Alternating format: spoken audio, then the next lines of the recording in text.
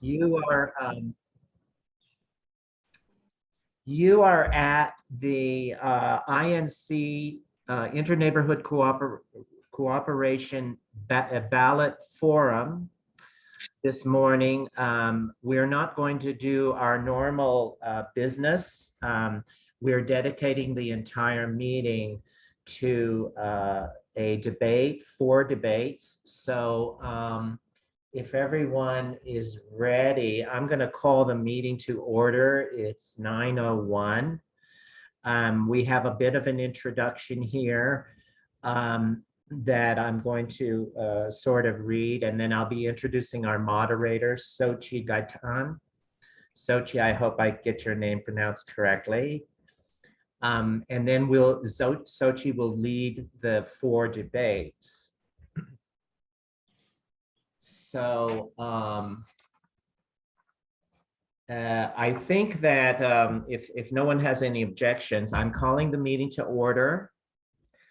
And we're going to begin today's meeting with something we haven't done before, which is a land acknowledgement. And Greg Sorensen is sharing his screen. I'm going to read for you the land acknowledgement and the equity acknowledgement. As residents of Colorado, we stand on the unceded ancestral lands of the Arapaho, Cheyenne, Lakota, and Ute nations and peoples. These lands were also a site of trade, gathering, and healing for numerous other indigenous tribes. We recognize Native and indigenous peoples as the original stewards of this land and our presence among their descendants who still dwell within it. We pay our respects to indigenous and Native elders, past and present. There's also an equity acknowledgement. We acknowledge that racial justice, equity, and climate justice are inextricably intertwined, and that poor, vulnerable, and primarily Black, Indigenous, and people of color disproportionately bear the burden of climate change impacts and environmental injustice due to the lingering effects of systemic discriminatory practices. We commit to doing our part to ensure that when taking any action to address climate change and create a regenerative future, we will respect, promote, and consider our respective obligations concerning all aspects of equity and strive to create systems in which everyone can thrive. Thank you, Greg, for that. Good morning. If you're just joining us, we began with the land acknowledgement and equity acknowledgement. I do have one community announcement. I would like to, with others on the board of Inc., acknowledge the passing of our dear friend Katie Fisher. We would like to extend our condolences to Katie Fisher's family. Katie was a longtime delegate from the University Park neighbors and an advocate for Denver citizens. Okay, so I'm going to go through the rules of the forum, and then we should be able to get underway. So we have rules for the forum that we're going to ask everybody in the audience and the speakers and moderator to respect. So number 1, for ballot measures, we have speakers for both sides of the issue, and the schedule for each, we have 4 issues. We will take 2 hours. So each issue is approximately we've dedicated 1/2 hour to each issue. For each ballot measure, we have speakers for both sides of the issue. There will be 3 minutes for ballot and speaker introductions. Okay, I gotta go. Can I ask that everyone that's mute their computers, mute their speakers, so unless you are a speaker. So we will have 3 minutes for ballot and speaker introductions, then 2 minutes for each side to present their case. We are going to be timing speakers when they begin speaking. Oh, I can't get to work for today. There will be 15 after the Didn't get it for today, though. Okay. Yeah. Yeah, maybe sometime. Goodbye. I can't talk now. Goodbye. You can, as the leader of the event, you can mute everybody except the speaker. Goodbye, please. I've got to go. Maybe there's somebody that could help mute. I don't know if there's another. So, okay, sorry, everyone. I'm going to just start over because we have time. So we have rules of the forum. We have four debate issues, each devoting, we have a half hour for each. For each ballot measure, we have speakers both pro and con, and the schedule within that each half hour is, we will have 3 minutes for ballot and speaker introductions, pro and con. We will have 2 minutes for each side to then present their case. Speakers will be timed when they begin speaking. 15 minutes for questions from the chat. Each side will have 1 minute to respond. So those in the audience that have questions for the speaker can type their questions into the chat.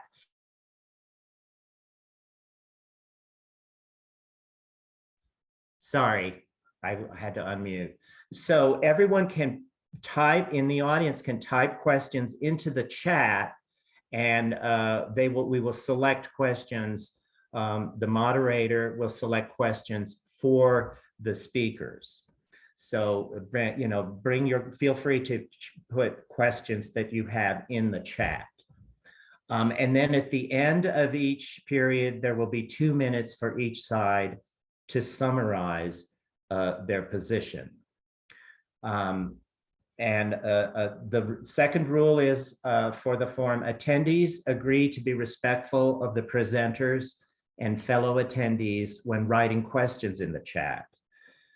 Attendees' questions for presenters may not include insulting, vulgar, or abusive language or any other language that violates Inc.'s policy of openness and inclusivity.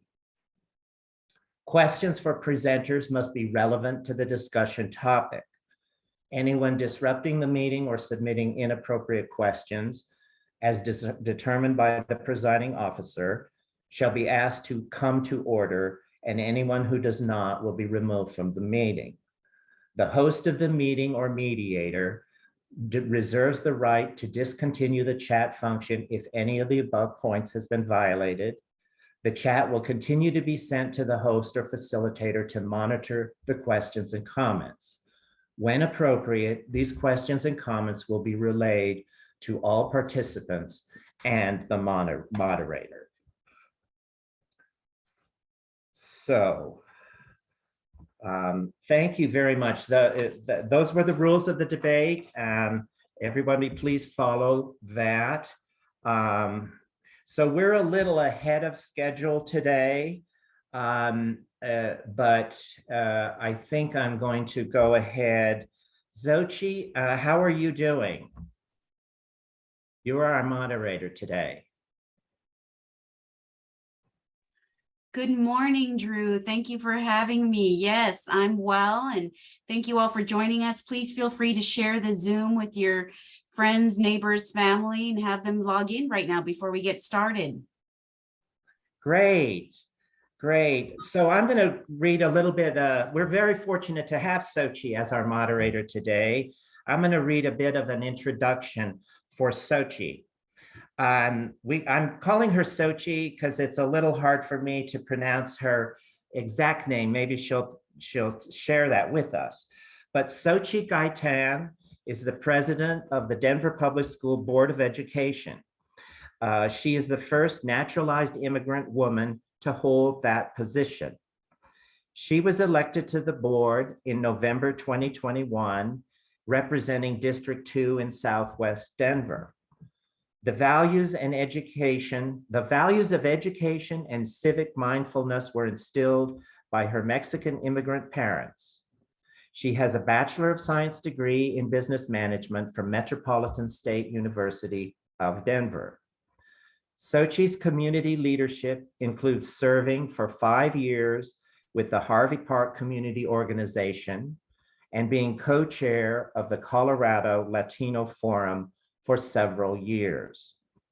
where she led the board's efforts, the Colorado Latino Forum, that is where she led the board's efforts on policy and legislation advocacy to increase the political strength of the Latino community. She is also the former vice chair of outreach with the Colorado Democratic Party. So we're a little bit ahead of time. So I'm going to, before we exactly get started, and we may want to start a little early just to make up time, but I'm going to remind everyone in the audience that during each, we're going to have 4 debates on 4 issues. Each issue will be 1/2 hour. So this is a 2-hour debate. We're going to begin about 9:15. And anyone in the audience can put their questions relevant to the current debate in the chat. And we're going to try to address as many issues that come up in the chat as is possible. So keep in mind that if you have questions for the debaters, that you can put your question in the chat. The other thing is that we're going to respectfully request that everyone in the audience mute themselves during the debates, except for the moderator and the current speakers. Okay, so we're a little ahead of time. I started a little early, but I don't think that's a bad thing, because I have a feeling things will will catch up. We might, Xochitl, I'm going to turn this over to you soon if you wanted, and if you had the first debaters, you are welcome to start. Otherwise, you could have some, you may have some opening statement, Xochitl. So I'm going to turn this over to Xochitl, our moderator. Welcome, Xochitl. Thank you. Appreciate, Drew, the introduction. Good morning, everyone. And I want to thank INC for inviting me to moderate today's forum, along with Denver Decides. And so this Zoom forum really allows for a lot more folks to be able to participate in these forums, especially for folks who can't leave their home. It's so much easier now with Zoom for so many more people across the city to participate in such forums. So thank you for having me. Yes, Drew, you can pronounce my name as Xochitl. It is a Aztec name. And so the pronunciation in the Aztec language is actually, the pronunciation is actually Xochitl. And some people have a really hard time rolling their tongue with the TL at the end.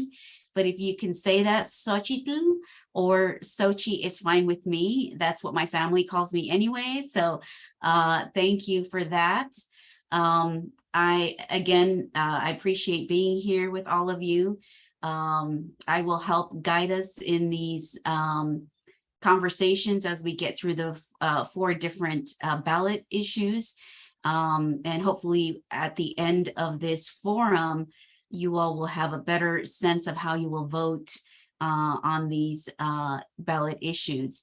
And so to start out, we do have with us, we're going to go ahead and introduce the 2 individuals who will be speaking on the no eviction without representation ballot issue. But before that, let me read to you what a brief summary of initiated Ordinance 305, the no eviction without representation. It is initiated ordinance that says no eviction without representation would raise taxes roughly 12 million, which would increase in future years based on Colorado Consumer Price Index, to provide free legal representation for people facing evictions. The proposal would also charge a $75 yearly fee per rental unit for larger landlords. And with us, the 2 individuals that will speak on both on either side is Wren Echo and Drew Hamrick. Wren Echo is a local housing activist from Five Points. Wren, if you could just wave at us. And she is an outreach organizer for the No Eviction Without Representation campaign, and currently serves as housing justice chair for the Denver Democrats Socialists of America, where she has spent the past 2 years working with unhoused residents and tenants at risk of eviction in the fight to achieving housing for all. And then we have Drew Hamrick. Drew is general counsel. Thank you for waving, Drew. And senior vice president of government affairs for the Colorado Apartment Association. He practiced landlord-tenant law in Colorado for over 30 years. He is the author of the Colorado Legal Handbook and Lease and several revisions to Colorado's eviction statutes. He is a graduate of the University of Denver, the School of Business, and received his law degree from DU College of Law.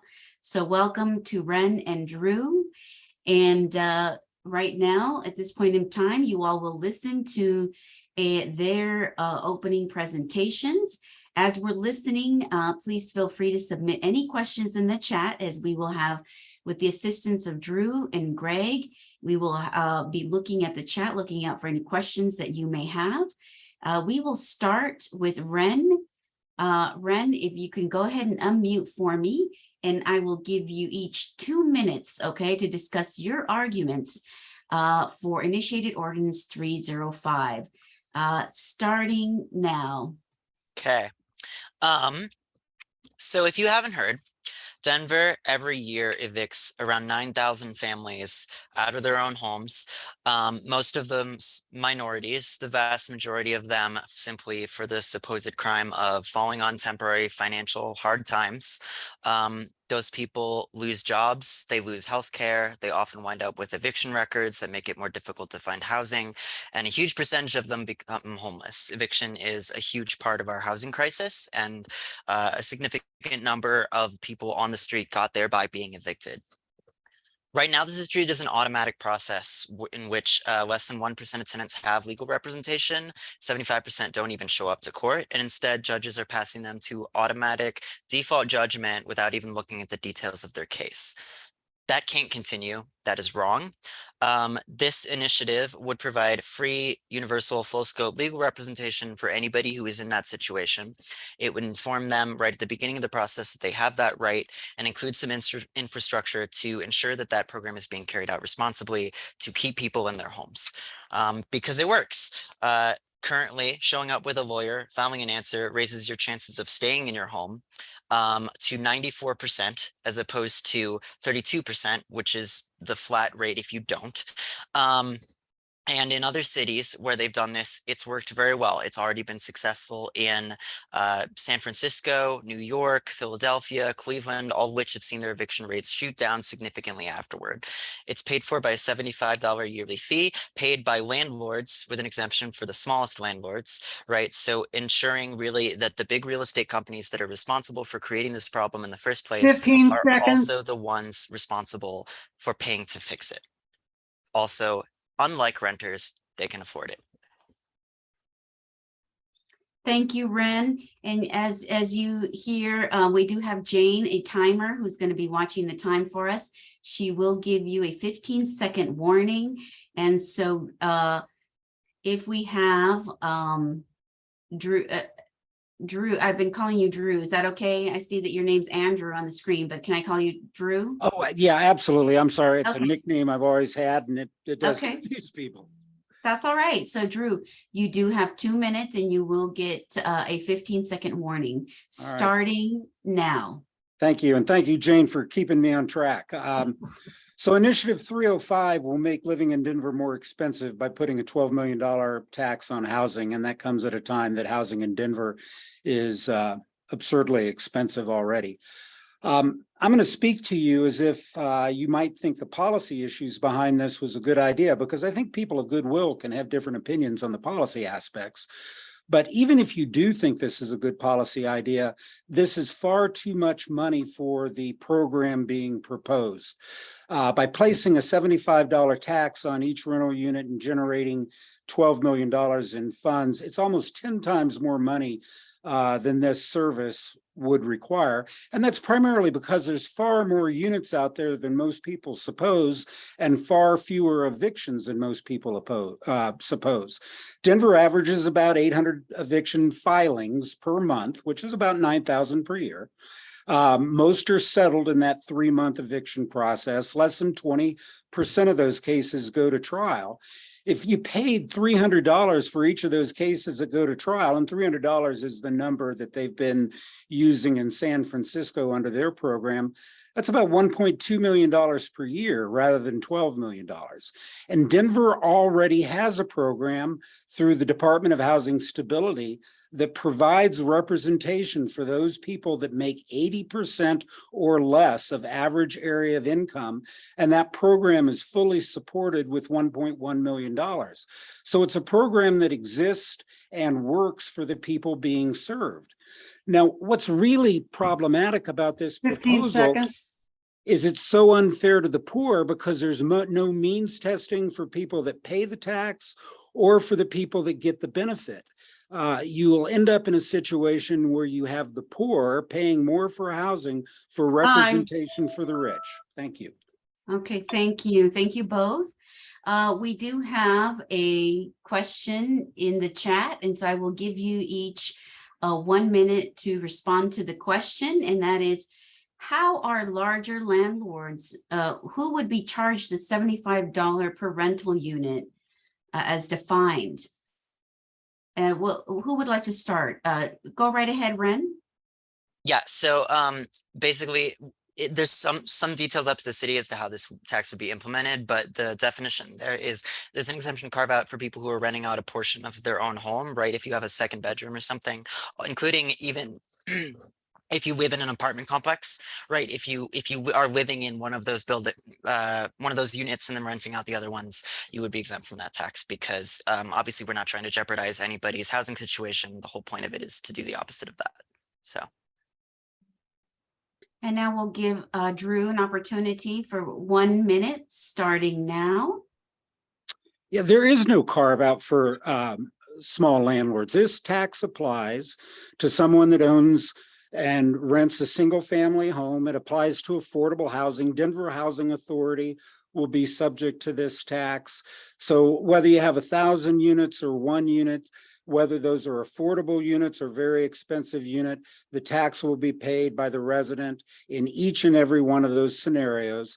And the funds generated will be available for legal representation regardless of how much money you make. And that's exactly what's wrong with the proposal, is that all of Denver's subsidized and affordable residents will pay more for rent so that someone living in a glass face downtown high rise can have a free 15 attorney at seconds. taxpayer expense. Okay, I am seeing another question in the chat. It says from Drew Dutcher. I heard on the news that we are averaging between 3,500 to 4,000 eviction filings per month in Colorado. Where do you get your number of 800 plus filings in Denver? If you could answer that, Drew, and I'll give you 1 minute, and Wren, be ready if you'd like to have a rebuttal. Drew, starting now. Yes, both those numbers are correct. You're just talking about filings throughout the entire state and filings throughout the city and county of Denver.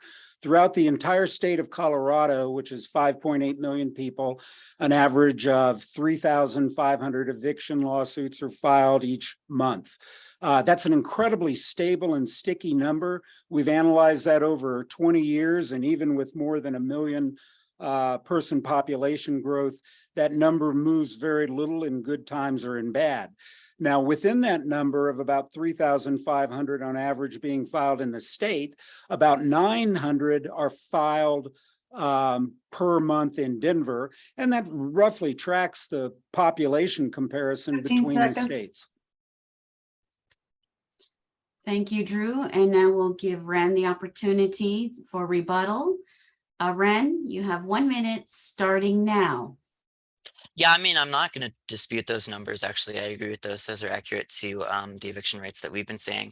I think the main thing I'd like to rebut is that that's acceptable, right? That 9,000 people getting evicted every year is somehow okay, and that's normal. Whereas ideally, we would be wanting those people to work something out with their landlords to stay in their own homes. Okay, thank you both. Here's another question, as we do have time to continue this debate. It reads, means tested legal support for renters will spend close to 4 million this year, and most renters are still not represented. How do you fill the gap without initiated Ordinance 305? Who would like to start? Wren, are you ready?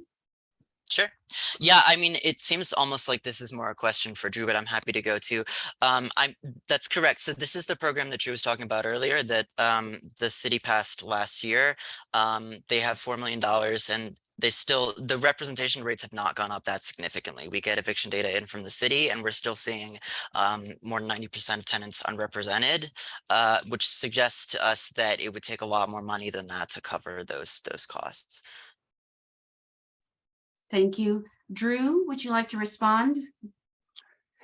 Yes, well, even if you accept that you needed $4.5 million for the program annually, throwing another $8 million at it is a bad idea. But remember, about 95% of these lawsuits that are filed are for simple non-payment of rent.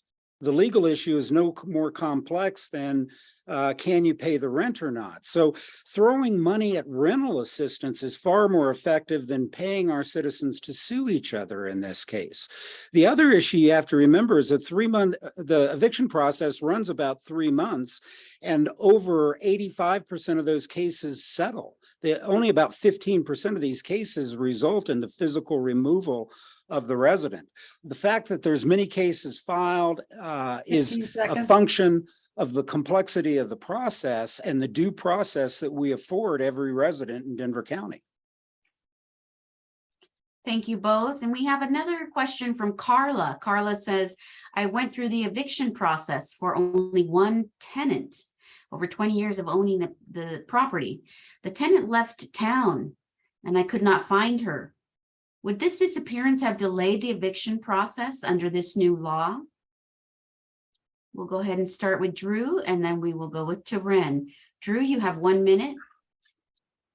Yeah, Colorado law requires that a person file an eviction lawsuit anytime there's any ambiguity about whether the premises has been voluntarily returned by the resident to the housing provider.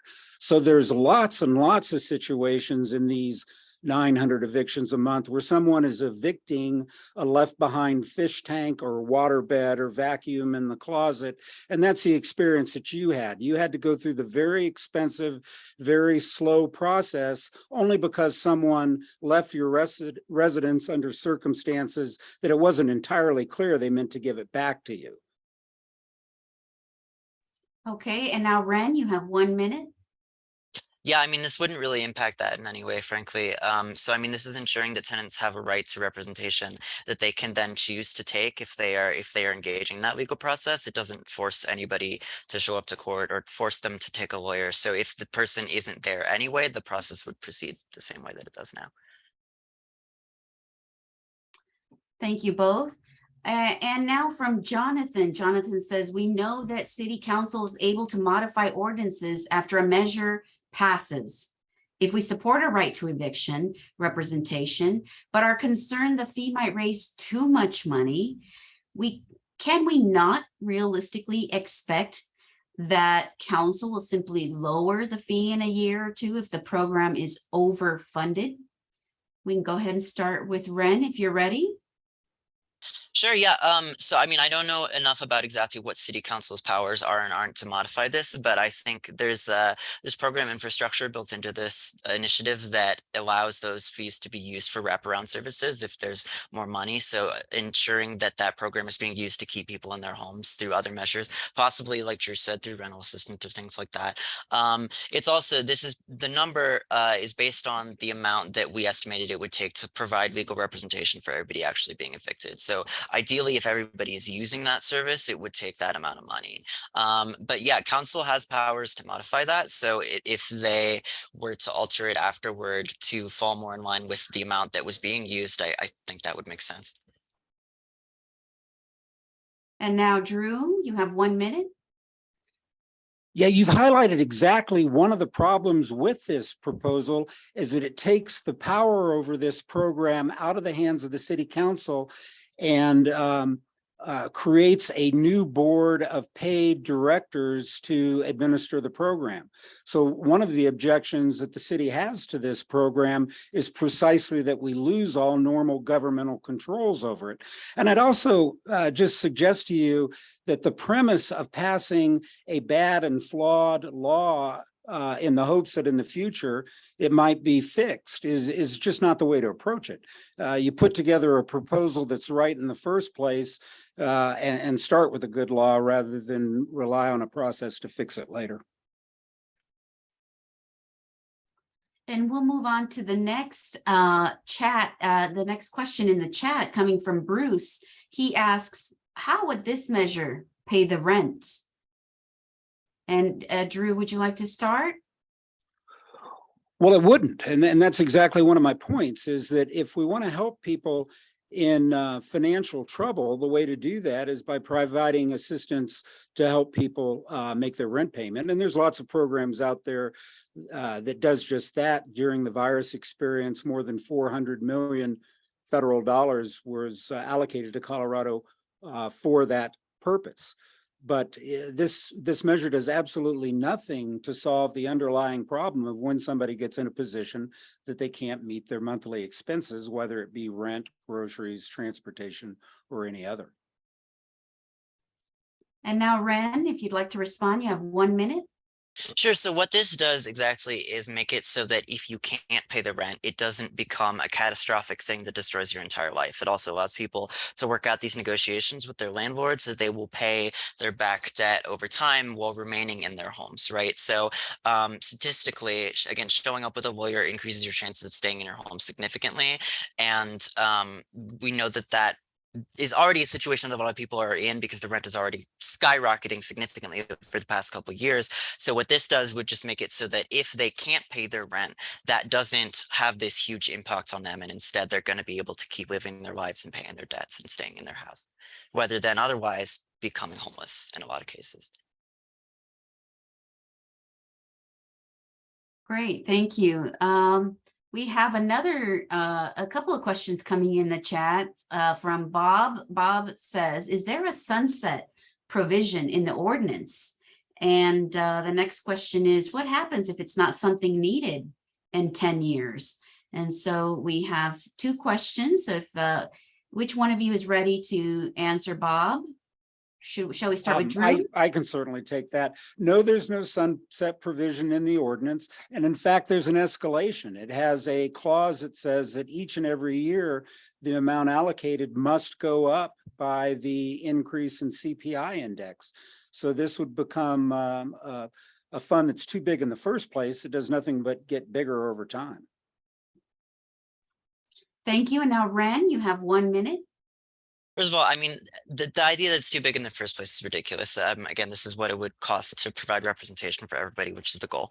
But no, there's no sunset provision, and it adjusts to inflation because, you know, everything else in our economy adjusts to inflation, whether we want it to or not.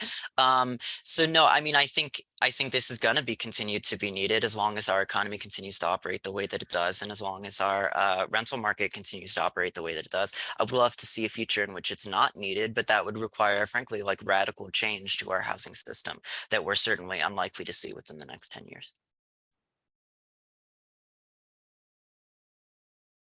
Okay, we have another question coming in, and the question is, would this apply to squatters?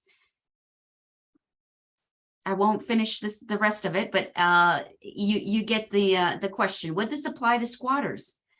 Wren, would you like to start? You have 1 minute. I like that you didn't say the rest of it. Thank you. No, so I mean, it doesn't enshrine squatters' rights in law. Again, it doesn't change that much about the law around evictions. It doesn't make it illegal to evict people. It literally just provides so that all those cases are actually being heard in court with somebody advocating for both sides. So if a squatter is occupying a property that they have no legal right to, they're not renting, there's no like legal authority there, then yeah, I mean, this wouldn't just give them the authority to sue some random property owner that is in charge of that. That's not how this works. And now, Drew, you have 1 minute. Yeah, Wren, and I'm sorry to be this blunt about it, but that's just plain not accurate. This ordinance applies to anybody that occupies a residential property. And in our state, if someone establishes that occupancy without a legal right, they still have to be evicted. And that's what a squatter is somebody that's somewhere that they don't have a legal claim to be. So this would apply to any occupant, regardless of how they gained that occupancy. And if you've ever been in that position as a housing provider, that's a very problematic position to be in. You know, I've also posted in the chat room a link to the Common Sense Institute study on this, which is a 16-page review by an independent 15 group. seconds. That indicates that by a factor of $9.9 million, this is too much money for the service being provided. Those of you that have the time, I encourage you to read it. Okay, thank you both. Yes, Xochitl, Jane? I do believe we're at the time to end the chat discussion. Yes, thank you, Jane. So now we're going to move into closing arguments, closing statements from both sides, and in reverse order, since I allowed Wren to start first. Now we will go to Drew to give his 2-minute summary of your position. So Drew, starting now, you have 2 minutes. Thank you. And thank you so much for this platform. And I really applaud you all trying to do a deep dive into these issues. So 305 is going to make living in Denver more expensive. That comes at a time that is a problem. It's too expensive by a factor of almost 10 times. It's unfair to the poor because the tax will be paid for by the poorest members of our community and will benefit anybody regardless of income. It's a bad policy for the government to use taxpayer money to pay private citizens in civil suits to sue each other. If we want to provide rental assistance, I get that. That's an admirable goal, but paying people to fight these things in court is a bad idea. And I encourage you and your communities to work against the passage of this very expensive proposal. Thank you. Thank you, Drew. And now we will give Wren 2 minutes to summarize her position. Yeah, I mean, frankly, it's hard to sit up here and just listen to some outright lies about this initiative. And it's really disingenuous, the idea that it would make living here more expensive when it's literally just being paid for by landlords who can already afford it, to provide legal representation, the same basic rights that we afford accused criminals already to people who are renting and struggling to remain in their homes already. It would raise the rent even in the situation where the landlord passes on the cost to their tenant, which is not what's going to happen all of the time because it is being paid by landlords. At maximum, it would go up $6 a month, which is less than 1% of my rent. Whereas again, the chances then that I would be able to stay in my home if I can't pay even that same $6 is more than 50% if I had legal representation. So, and I think it's just disingenuous to argue that this wouldn't benefit renters when renters are the ones asking for it in the first place. This is what it would cost to provide legal representation for everybody in our city, and I think that's the basic bare minimum that we can afford everybody, is some due process to ensure that they are working out the best solution for their individual situation as seen by a judge with a lawyer advocating for both sides. Again, that's the basic standard of decency in our society. Thank you both, Wren and Drew, for covering both sides of initiated Ordinance 305, no eviction without representation. I thank you for both of you for joining us, and I hope that folks can walk away with a better idea of how they will be voting on this ordinance. Now I'm moving on to the next ordinance, which is initiated ordinance 306, Waste No More. Initiated ordinance 306 would require all Denver businesses, including restaurants, hospitals, and hotels, to offer compost and recycling services. And it would also mandate construction companies to dispose of materials more sustainably. We will have arguments for and against this initiated ordinance 306, Waste No More. And with us, we have Ean Thomas Tafoya. Ean, if you can just wave so the virtual viewing audience can see you. He is active in Denver Public Affairs, Colorado Public Policy, and Federal Environmental and Housing Policy. He has worked for 3 branches of local government at 3 levels of U.S. government. And he has directed many local and state political races and currently serves as the Colorado State Director for Green Latinos and co-chair of the Colorado Environmental Justice Action Task Force. He is also a candidate for Denver mayor. Ean has been recognized for his work by the Denver Regional Council of Governments and the Denver Regional Air Quality Council, and he was named a River Hero by the National River Network. Also with us is Dennis Royer. Dennis, if you can also wave.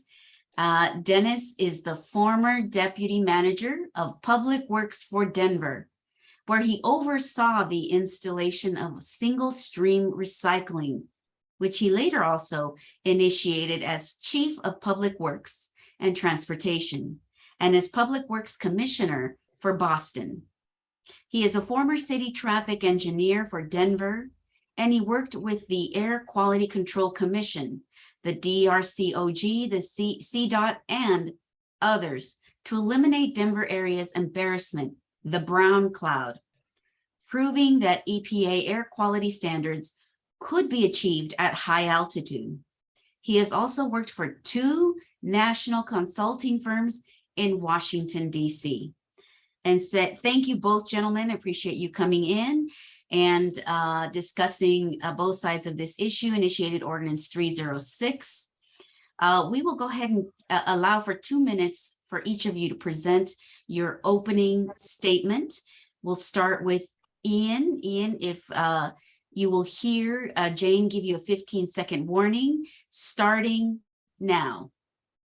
Well, good morning, and thank you, Xochitl. It's a nice surprise to see you here moderating.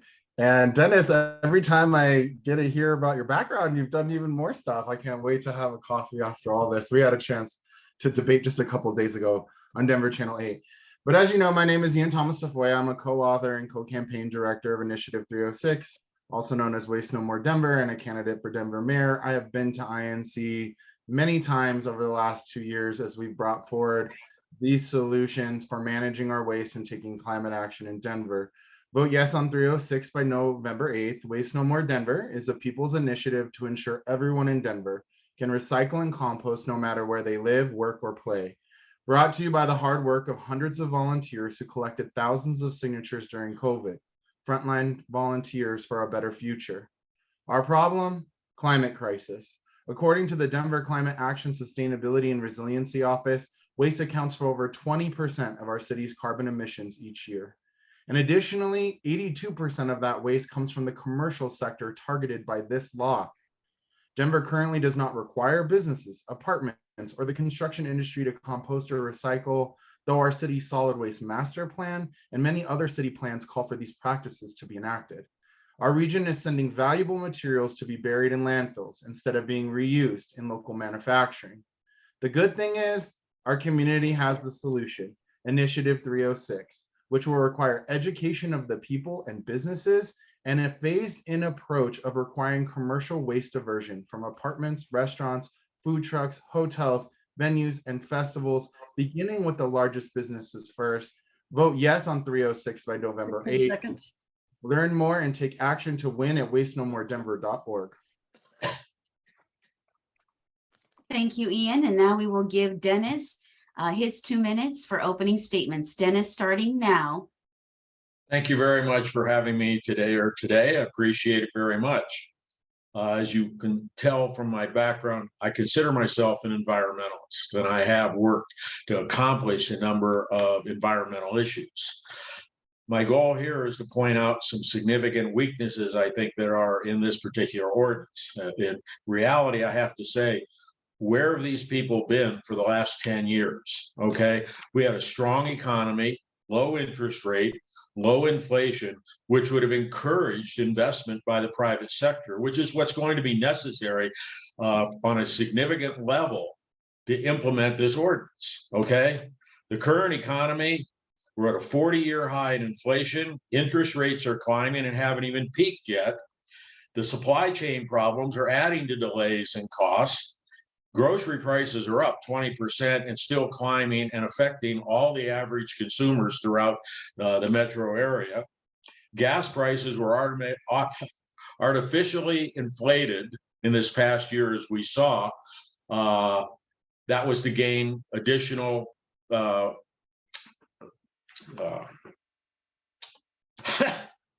oil company profits or whatever, because gas taxes are flat. Okay, and then they came back down when they finally did production. Okay, as I see this, this is simply the wrong time to add costs to our local consumers.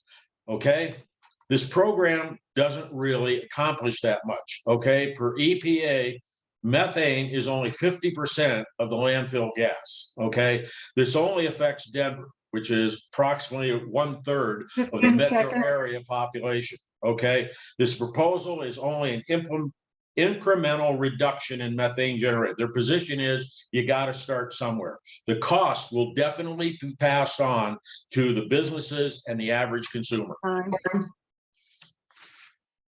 Thank you both.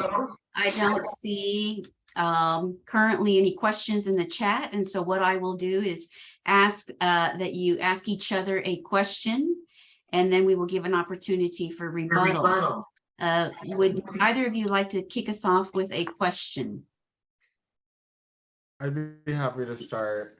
This Thank is you, the same Ian. question I asked you a couple days ago, Dennis. And if not a plan like this, which has been vetted for the last 20 years in our solid waste master plan and in action by our elected leaders, what solution can the business sector offer to meet our climate targets that we know we must meet by 2030 in order to stave off the worst effects of climate action or climate crisis and drastic costs in energy and natural disaster recovery expenses that are being predicted and we're realizing across the United States? And Dennis, you will have 1 minute. Well, as you point out, Ian, for 20 years, there hasn't been a whole heck of a lot done by our governmental leaders, and this program is dumping the implementation entirely on the government to put something in place. So you got to question how much and what they're going to be able to do. In reality, the EPA has identified the fact that there are alternative methodologies. You can actually insert pipes and siphon off the methane from the landfills, and you can take that and either burn it for a co-energy to create electricity, or you can reestablish it as fuel that can also be done. So if we were to set up some sort of government subsidy working together with the private sector, and in this case, the oil and gas industry is perfectly primed to do this kind of work, we have something that will take out 95% of the methane, not only of the existing landfills, but old landfills that have already been capped. So I look at it, yes, my proposal is far more expensive, but the bottom line is if government wants to accomplish it, you got to make that investment. Time. Thank you, Dennis. And now we will give Ian if he has one, a 1 minute rebuttal. I think there are a couple of things that I'm hearing you say here. One, we already do have a system that pulls off some of the methane from deep inside of Denver's landfill. Unfortunately, nearly 75% of it is being flared at this time. We know flaring doesn't burn incomplete and it's causing more issues, but we're also missing the point here. Because what I think I'm hearing you saying is, instead of doing the right thing, which is to build a better economy of green jobs through composting and recycling materials that can be turned into new products, we should just continue to send most of it to the landfill and hopefully invest in a very expensive system to capture the gases to burn for energy when there's already all of this energy that's being put into these materials like aluminum, which we know drastically reduces the amount of energy required when we recycle them. Thank you. Thank you both. We do have some questions coming in through the chat. One of them coming in from Bruce, and he's asking, is the city supposed to implement this, or will it be the private industry? Who would like to start? As the writer of the ordinance, I'd be happy to answer that, Bruce. It's interesting, Dennis calls for a private-public partnership. That's exactly what this is. The public side of it is determining what the rules are, assisting with education and assisting with businesses. And I want to be clear, there's already Denver certifiable green business program that can assist people in accessing the education they need for their businesses to advance. But the businesses themselves, of course, will be the ones to implement it. Think about a festival and whether or not they have recycling or not. Have you been to a gala where you say, I wonder what's happening to all this extra food? Is it going to be compost or not? Ultimately, that's going to fall on the commercial side of the business, but it's a partnership collectively to meet our city's targets, because both businesses and the people who are using the services are the ones committing the carbon emissions in the first place. 15 seconds. Okay, thank you, Ian. And now we will give Dennis 1 minute. Okay. Having worked for Public Works, I have a little bit of knowledge, not only what used to go on in that department, but what is currently going on in that department, okay? And to turn this over to that department and expect them to be able to put this together, I'm sorry, I have little or no confidence. This is a group that can't even fill the potholes in the city for the last 12 years. So to sit there and say, oh, they're going to put up a program. The other thing is you have to look at his previous experience with this, dumping it off to the city, okay? You had the Green Roofs Initiative that went through that was passed by the referendum, okay? They then turned it over to government. Government played with it for a year. And what did they come up with? Oh, they had to change it to cool roofs in order to satisfy the developers in the private sector. So I have to say to you, I have not a lot of confidence that this group and what's currently going on here is going to do something that's really meaningful to the average consumer and not take away the cost from them. Thank you both. We have another question coming in, it says as follows. How will individual businesses manage some of the details? For example, a restaurant downtown that must now expand its waste management, 2 extra dumpsters. Will there be room also for compost? What about health concerns? What about vermin that are drawn to rotting garbage? And we'll go ahead and start with Dennis first, and then we'll move to Ian. Dennis, you have 1 minute. That's part of the whole problem with this is the functional aspect of making this work. And that in the private sector, you have dumpsters, okay? It's not like the bins that Denver has that flip up from the side. These dumpsters are in the alleys and usually have to be moved sideways, or they got to be put on private property in a manner so that they've got to be moved out in order so that they can be dumped. And there's the whole argument of how are you going to put food waste in there and commingle it with everything else that creates an additional problem on the other end or whatever. The problem here is they're going to have to pay for it. I am on the board of a homeowners association. We voluntarily put in recycle, okay? To meet the aesthetics of our organization and our complex, we build enclosures to protect that. I already took this to our board, who said overwhelmingly, we can't afford to go in, let alone with an old complex. Can we even find places to adequately put additional compost dumpsters where like that? So there's a big problem here passing it on to the private sector. Thank you, Dennis. Thank you. Time is up. Now I'll go ahead and give Ian 1 minute. Sure, I appreciate that. I think the first question I'm reading here is, what can businesses do to get assistance? Well, the private sector itself will provide the businesses because they're selling the service to help you figure it out. As I mentioned, there's also the service available and has been available for the city for decades, the Denver Certifiable Green Business Program, which gives you the resources to figure out how you're supposed to do this. This plan will also be submitted to the Department of Transportation and Infrastructure, people whom are experts at handling waste. I want to remind people, I think people are envisioning there's going to be 3 massive dumpsters. You're not creating more trash. you're actually just dividing the trash up. So perhaps you may replace that one large dumpster with three smaller containers that actually fulfill the same volume. And as far as compost and picking it up, the whole point is for it to be broken down by animals and microbes in society, or I mean in the atmosphere. But the point is we're supposed to pick it up regularly, and you get it to a facility where it can be managed appropriately.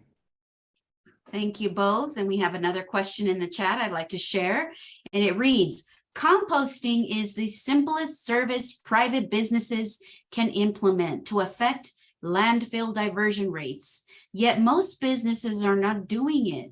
Why? We'll go ahead and start with Ian, 1 minute. Well, I can't speak for why all businesses aren't taking the action, but we do know there is a great many and a growing amount of green businesses that are doing the right thing, which is taking climate action, diverting the compost, and creating a new resource for our parks, for our homes, for our gardens. But I can't speak for why all businesses aren't choosing to do it. This will mandate them to do it, and it will start with the people who produce the most amount of waste first, and hopefully bring down lower costs later for the smaller businesses. Thank you. And Dennis, you have 1 minute. Well, the issue here is you will have to have 3 containers, and the private sector is probably not going to go to smaller containers since they're already set up to do dumpsters. So you have a space issue, you have a thing. The big problem also in the private sector is you are going to have significant increase in the number of drivers. Right now, RTD can't get drivers, Denver Public School can't get drivers, the construction industry can't get drivers. Denver is expanding theirs, and they are now already delaying pickups. Heck, I still got my recycle out there from 3 days ago because they don't have enough drivers to pick it up. So it's not going to be easy to get drivers because they got to have a CDL. So you're looking at a huge expansion on the private side in order to accomplish this. A huge investment in more dumpsters, more trucks, and then they got to find somebody to be able to drive these in order to do all this. So there's a huge complication here relative to the existing economy that is not being addressed. It's simply being said, we'll have a committee figure it all out. More around the issue with how it affects businesses. So I'm going to read here a statement and a question from Robert saying, I'm hearing quote unquote, I've tried nothing and I'm all out of ideas. So how do we solve these waste problems without requiring it of businesses and buildings? And we'll go ahead and start with Dennis here. 1 minute, Dennis. Well, Robert, actually, you can't get around this without dealing with businesses or like that. As Ian and them have pointed out, okay, this is what it's going to take. You have a large section of the economy that is not dealing with this issue. But my point is, they have not yet put up an implementation plan. Okay, it's, oh, they'll go figure it out down the line, which is another year, 2 years, 3 years delay in doing this. What I'm saying is we need to address this now. We don't need a new law to do this. We simply need something. And if Ian becomes mayor, it's a perfect opportunity for him to lead the charge by having a full analysis done of this that would address exactly what it's going to do. The other weakness in this proposal is that there was no cost estimate done, okay? The least they could have done is contacted the private waste industry and said, hey, if we've got to add an additional dumpster in all these locations, what's the additional cost that's going to have to be passed on if you have to do this? And in the private sector, you're talking 2 dumpsters. Thank you both, gentlemen. And I don't see any other questions in the chat. May I respond to that? Yes, I was also going to offer, so after you give a rebuttal, I was going to offer that you could each ask each other a question and then time for rebuttal, but we'll give you 30 seconds for rebuttal and then we'll move into another question. Ian, go right ahead. I just want to make clear a couple things. One is, for the over 2 years we've been working on this, we actually have met with almost every single waste hauler that's here in Denver, Colorado, whether that be composting, recycling Colorado. And we do believe that the system and the way we've written it being phased in intentionally over many years to avoid these issues. I want to remind people the ordinance allows exemptions for financial hardships, for small volumes, and for many other, there's like at least 7 different kinds of exemptions in Right. here that give people an opportunity to fix it out. And I want to let people know. Okay, there's a- time is up. I'm sorry, Ian. Time is up. Thank you. We need to be fair. And so please think right now on your feet and ask each other a question. Who would like to start?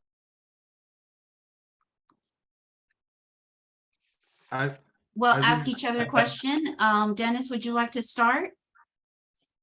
Okay, I have a few questions from the other night, so I'm trying to decide which one's most Which appropriate one? Yeah, right now. just only choose one. We'll only have time for Okay. one from I see. each of you. Ian, you limit your initiative to only the city and county of Denver, which is only a minority contributor to the waste generation at local landfills. Why did you push for a more significant inclusion, such as the entire metro area or statewide, with an environmentally conscious governor like they did in California and Oregon, which would be more dramatic impact on methane? Well, I appreciate that question. By Denver taking action, think of all the tourism, the people who come and work in our city every single day from the region. They come and spend money and leave their trash, and it becomes our problem. So actually, by us writing this ordinance, we are solving a problem for people who live within our region. And in my day job with Green Latinos, we actually passed a law this year, House Bill 22-355, called Producer Responsibility, which puts the onus on the people making the products that need to be recycled. And I'm happy to say that we did pass it. And over the coming years, it will cover 100% of the cost of recycling, consumer education, and government oversight, and provide recycling to every person in Colorado. Thank you. And Dennis, you do have 1 minute for rebuttal, starting now. Okay. Frankly, I simply have to take the position of, again, this is a marginal increment or whatever. The position is primarily, well, you got to start somewhere. Let's go start right now or whatever. The timing of this is very poor based on the economy. People don't want to see prices going up any more than currently they are. And that's what this is going to do, because you know that the cost is going to get passed on. No rental owner of units, no business owner or like that is going to absorb this cost. It's going to be passed on. And in case of like restaurants, it's going to be passed on to you and me, because they're going to have to raise prices to cover this additional cost. And I'm simply saying, now let's have a more comprehensive plan that deals with this in a more dramatic way that takes out more of the methane than what we're doing. I don't want to nitpick about how much methane we can get out. I want to say, let's do it. I'm used to working on programs that actually solve problems. Thank you, Dennis. And now we will give. Xochitl, we are Yeah. at our time for the chat discussion. Okay, so we don't have time for one more question, Jane? I think we could do one more. Okay, so we'll give Ian an opportunity for, if you can pose your question, Ian, here in a few seconds, and then we will give Dennis 1 minute, and then you 1 minute for rebuttal. All right, Ian, starting now. I'd like to pass on asking any further questions. Okay, well, we will move into summaries. So we will start with Dennis giving his closing summary for this issue. Dennis, would you please take 2 minutes for closing summaries, starting now? As I've tried to point out, this referendum is not all that it proposes to be. It has some positive impact. I can't say it's totally negative or that it doesn't have impact, okay? From my point of view, it is simply marginal in accomplishing its intended goal. It's something to get started, but it doesn't get us to the end, okay? It is only an incremental reduction in local methane from landfills, since it only affects Denver. So we're not talking about a huge increase. There will be an increase significantly in recycling if there's a market there for it. It's going to be an additional cost to consumers, renters, and condo owners, since the cost will be passed on. Private industry will be expected to make significant investment during a bad economy. We're bordering on the fact that we might go into another recession like we had back in 2006 to 2010. And I got to tell you, while I was working in government, there was a significant impact at that time in having to cut back services and having implemented single stream recycling when the Chinese cut off taking our paper and cardboard. They ended up filling up warehouses waiting for the market to turn around so they could do something with it. Okay. It needs to be repurposed for the metro area or statewide, as far as I'm concerned, to have a significant impact. There are better ways, proven methodology, significantly reduce landfill gases. Yes, there is more cost associated with this, but through a subsidized program where government works with the private industry to create an expanded industry that actually deals with the issue, I think we will accomplish more, and it's a better long-term approach. My approach also helps the oil and gas industry because they have the expertise to do this, and they're already here in the state. It creates better jobs than you'll get from the waste industry. My final comment is, nice try, try again. Thank you, Dennis. And now we will give Ean 2 minutes to summarize his position, starting now. What you've heard during this debate is that the community has come together to say the time is now, that our city is ready to enact our plans that our residents and government have worked so hard to create. It's time to turn plans into action. You've heard that waste accounts for over 20% of Denver's climate emissions, and that recycling and composting are some of the easiest and cheapest ways to take climate action now. You heard that commercial businesses account for 82% of Denver's materials that can be diverted from the landfill. Initiative 306 takes a phased in and measured approach to requiring recycling and composting from businesses in our community. Denverites, through our plans and through our votes, have shown that we want climate action and a more sustainable future. When infrastructure is coupled with education, we know firsthand we can stop sending valuable materials to the landfills and instead invest in our local economy and soil. Again, my name is Ean Thomas Tafoya, a co-author and co-campaign director of Initiative 306 and a candidate for Denver mayor. Learn more at wastenomoredenver.org and join us in taking action like knocking doors and making phone calls. It's time to waste no more, Denver. Vote yes on 306 by November 8th. Thank you both, gentlemen, Ean and Dennis. We appreciate you joining us today. This is the end of this topic discussion regarding initiated ordinance 306, Waste No More. Thank you both. And we're moving on to the next topic on our agenda, which is the state proposition 121, state income tax rate reduction.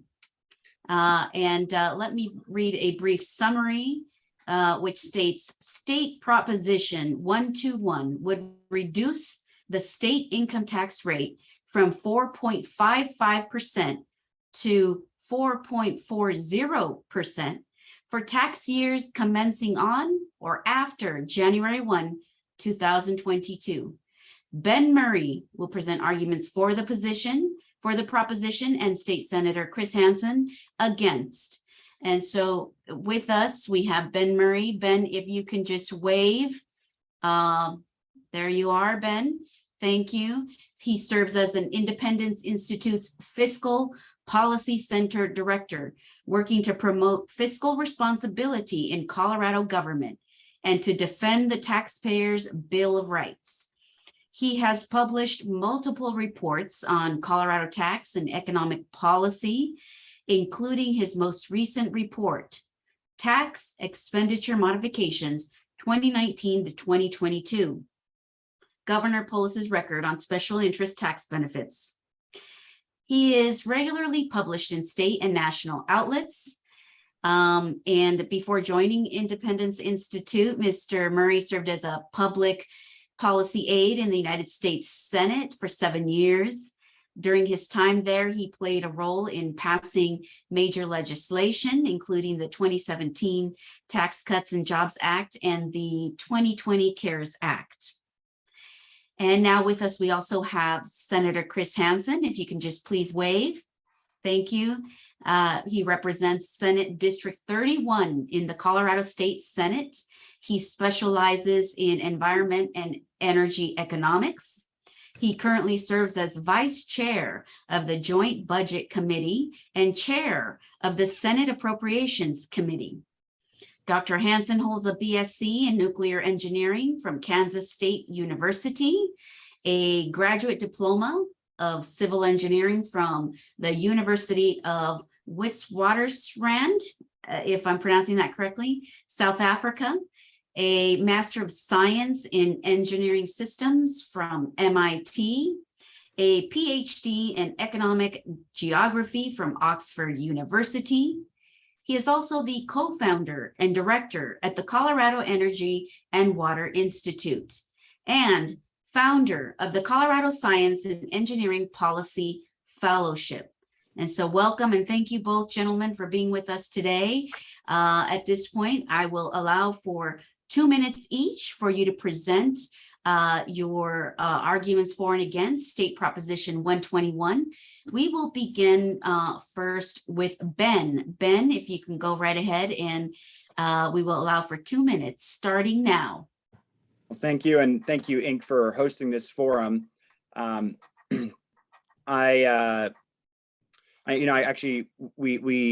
Hansen and I had a chance to kind of discuss this on Thursday, so he'll have heard a lot of what I have to say, and I'm sure vice versa. But I was talking to a friend of mine recently. We're both Colorado transplants, and I moved here with my wife from DC. My friend Victor, he's a working class Coloradan, also a transplant. He's an immigrant father. And we were talking about how lucky we are to live in Colorado. We both think it's beautiful. We love the hiking trails and all the recreation and everything that Colorado has to offer. And, quickly, though, the conversation kind of turned because he said to me with dismay, he said, Ben, I'm really just about one emergency expense away right now from having to choose between gas and groceries. And it was astonishing to me and to him because, just a couple years ago, he told me he could live comfortably in this state. And in fact, he could provide for his family with money left over to save for the future. But he's not a low earner. He's not, he doesn't really, he doesn't qualify for government assistance. He's just a working class guy who wants to have opportunity and provide for his family. But he's not alone is what I realized, thinking about it.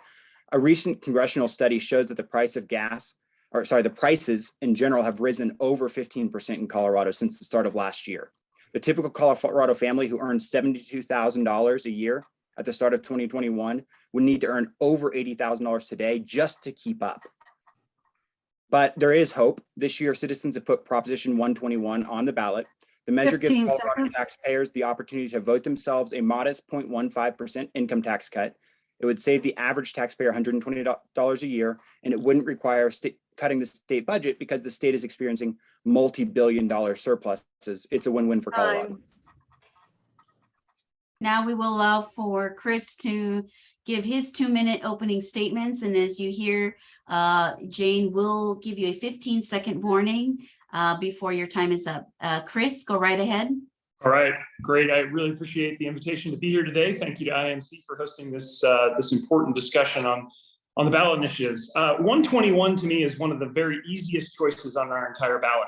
Do you want to support a tax cut for the ultra wealthy in Colorado at the expense of our schools, or would you rather see an investment in education in the state of Colorado? It's really that simple. And I bring to this the lens from the state budget. As you heard, I've been serving on the Joint Budget Committee for the last 3.5 years and have been integrally involved in trying to better fund our schools. And last year, we took a big step forward by increasing the total in the school budgets by another $300 million to buy down the negative factor.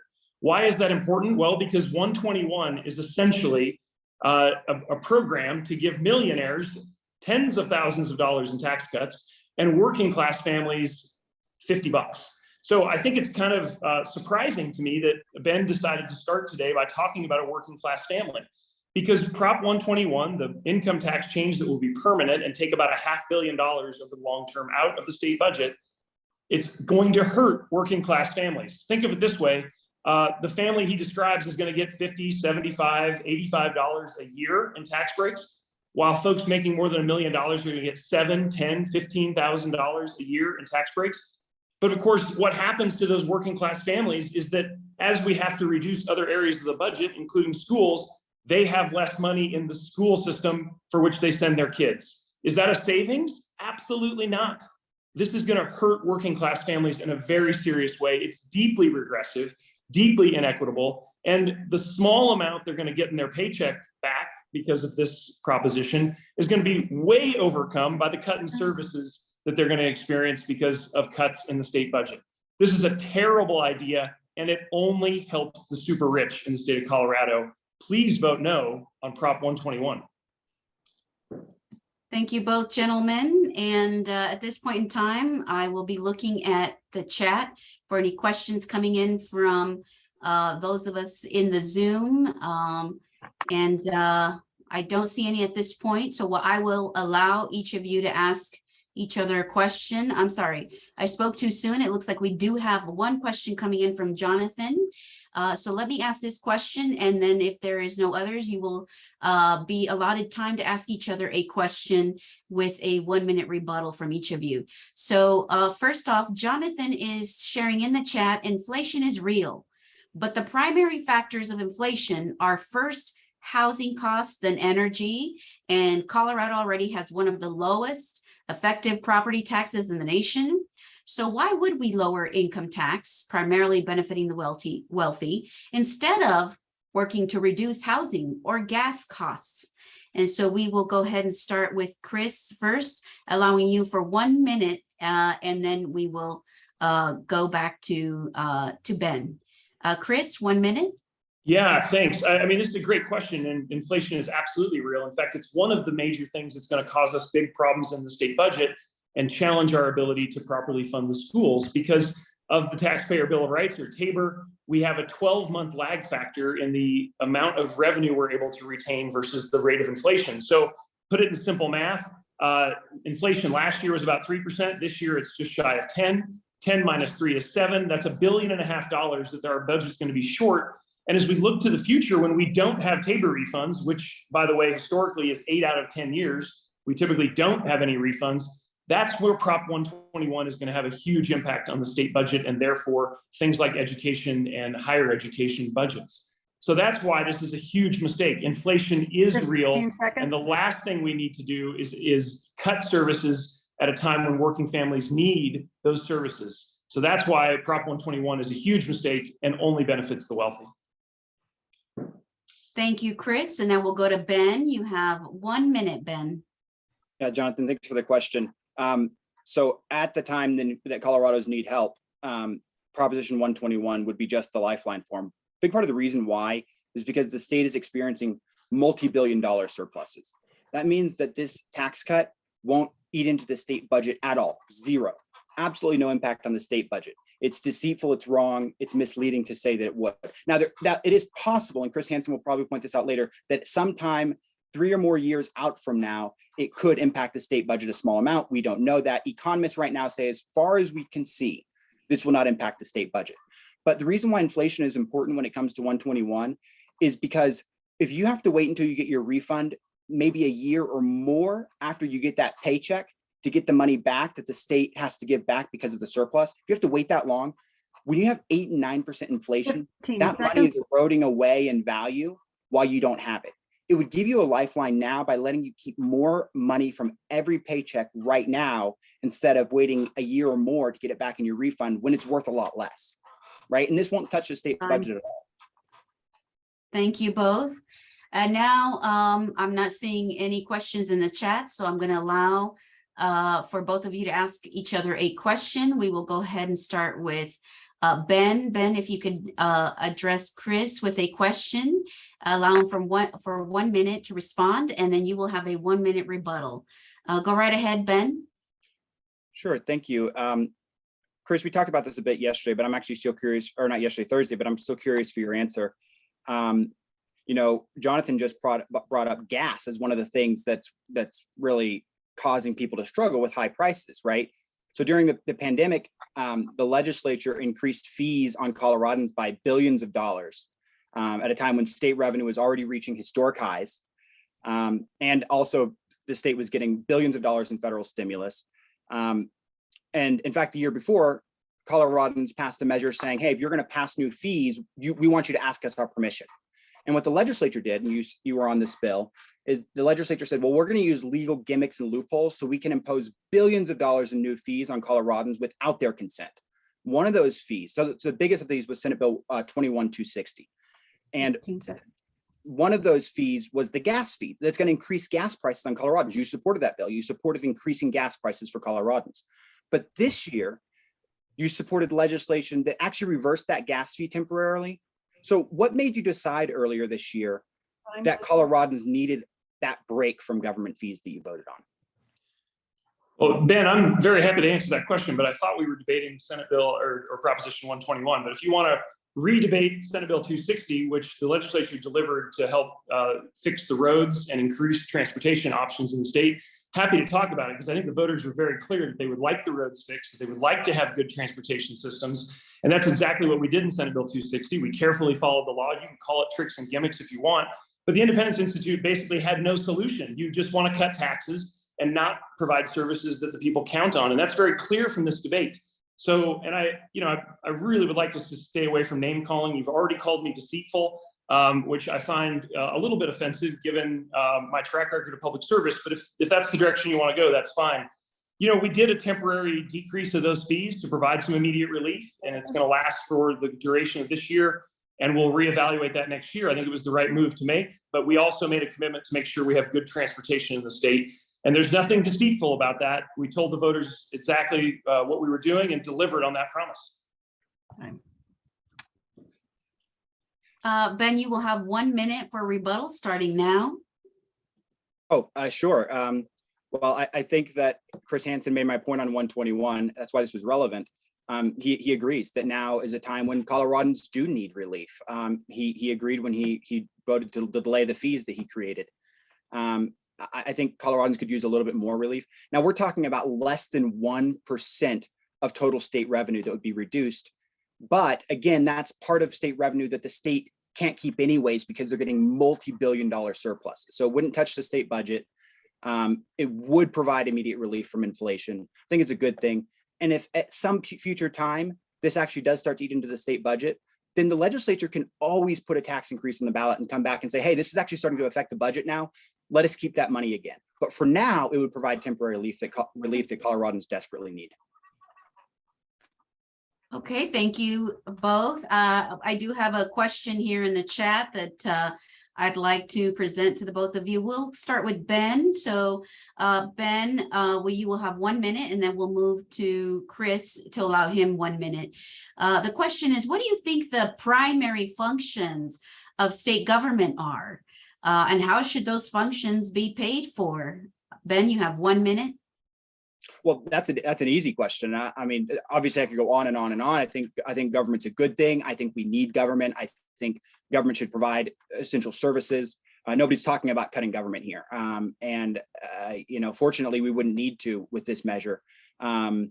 So I could get into detail, education, building roads and bridges. I mean, things that affect that affect the entire state, right? Just as the federal government might focus on things that affect interstate things or all states at once, like national defense or building interstate highways between states, the Colorado state government should focus on things like building roads between counties and, providing for education across the state, things like that.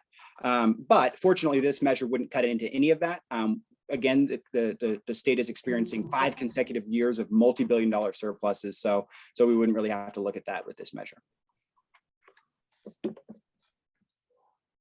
Thank you. And now, Chris, you have 1 minute to respond. Yeah, there are two main ideas that Ben is presenting that, if you accept, might lead you to the conclusion that 121 is a good idea. The first premise is that this is somehow a big lifeline to working families across the state of Colorado. Folks, it's $50 to $75 per year for most Coloradans. This is not some lifeline. This is not relief. It's mostly a multi-$1,000 tax break to millionaires. So let's just be totally clear. This is not a lifeline. The second thing Ben needs you to believe is that this has no impact on the state budget.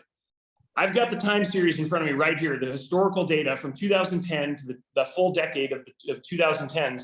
We only had 2 small Tabor refunds. history teaches us that Tabor refunds are actually relatively infrequent, 2 years out of 10 on average since Tabor was put into place. So to say that this has no impact on the state budget is simply false. It's going to have a $500 million impact on the state budget, reducing funding for all the important things that Ben just said: roads, schools, and higher education, Department of Corrections, et cetera, all the things that the state has to take care of. Please reject this proposition. Thank you, Chris. And now we will allow for I'm sorry, did we give Ben time for rebuttal? Okay. We will allow now time for Chris to ask a question, and then give Ben 1 minute, and then Chris 1 minute rebuttal. Chris, do you have a question ready? I do, yeah, Ben. So I just want to pick up on this topic, this discussion about your premise that it's not going to hurt the state budget. I think we can agree on the historical data that Tabor refunds are typically 2 out of 10 years over the last 30 years. And so I guess I want to ask, what services do you think we should cut when this $500 million approximately has to come out of the state budget in a future year? Where do we find $500 million in cuts in the state budget? Well, you started with saying we agree on the premise that that the refunds only happen 2 out of 10 years. You cherry pick 10 years right after the last deep recession that the United States has had, starting in 2008. I think it's out of the last 8 forecasted years, we have 7 surpluses. 7 out of the last 8 forecasted years, we have surpluses. As far as we have projections in the future, we have surpluses. Number 2, so no, this won't cut into the state budget. This fear mongering I don't think is going to work with Coloradans, because I think Coloradans are feeling the pain of inflation, rising government fees, rising costs. Colorado's 15.6% inflation since the start of last year is the highest of any state in the country. That's not because of the pandemic. That's because of state government policy. Why is Colorado higher than other states? It's because of policies here. This would give Coloradans a break right now without cutting government. Thank you. And now, Chris, if you'd like to take 1 minute for rebuttal. Sure. Yeah. Ben, there's no cherry picking here, and to blame the state government, wanting to pay for roads with gasoline fees and gasoline taxes, that's how we've done it for decades. And I think it's an appropriate way to do it. The major increase in inflation is because of the war in Ukraine and a spike in oil and gas prices as a result, which far exceeds anything on how we pay for the roads. The other thing I would say is the forecasts for the next 2 years do indicate high probability of refunds. That's fine. But what I'm saying is, since Tabor went into effect in the early 90s, we've typically averaged 2 out of 10 years. That's not cherry picking. That is the full 30 years of data that we've got available. And it's really clear that surpluses do not stick around. And when they go away, Prop 121 will have a very large impact on the state budget. And still, you haven't answered the question, which is, what do you want us to cut when that $400 to $500 million is gone? We will have a gentleman time for 1 question, and then allow 1 minute responses. And then I will give you both 2 minutes to give your summary, your closing statements. So the question is, would a progressive income tax be more fair? The current single rate is regressive. And so we'll go ahead and start with Chris, and then we'll give Ben his 1 minute. Chris? Yeah, I couldn't agree more. I think our tax system is deeply regressive in the state of Colorado. Between sales and income taxes, we do put a disproportionate impact on low-income families, which is why we must reject 121, because it just adds to the regressivity by giving a big tax break to high earners in the state. So my question to Ben, which I hope he can answer, is why propose something that makes regressivity even worse? Why propose something that is going to make our tax system even in a worse situation in the state of Colorado?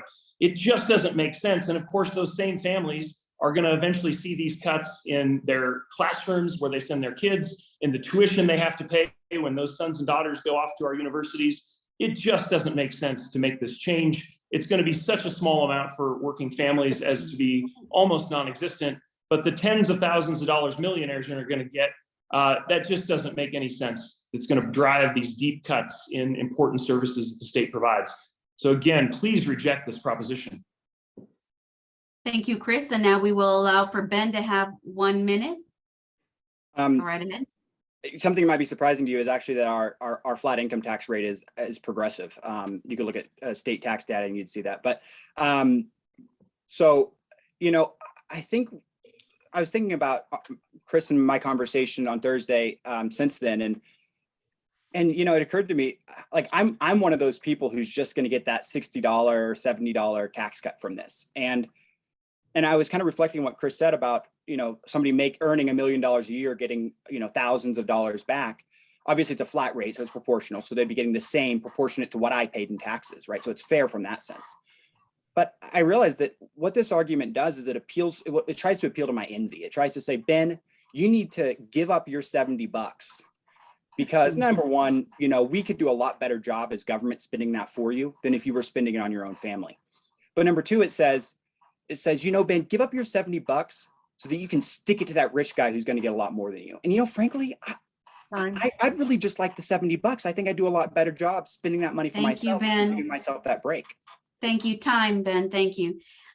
Gentlemen, I'd want to thank you both, Ben and Chris, for joining us and sharing both sides of the state proposition 121 state income tax rate reduction topic. And I hope that our viewing audience walks away with enough information for them to make their decision, to get their ballot filled out and delivered.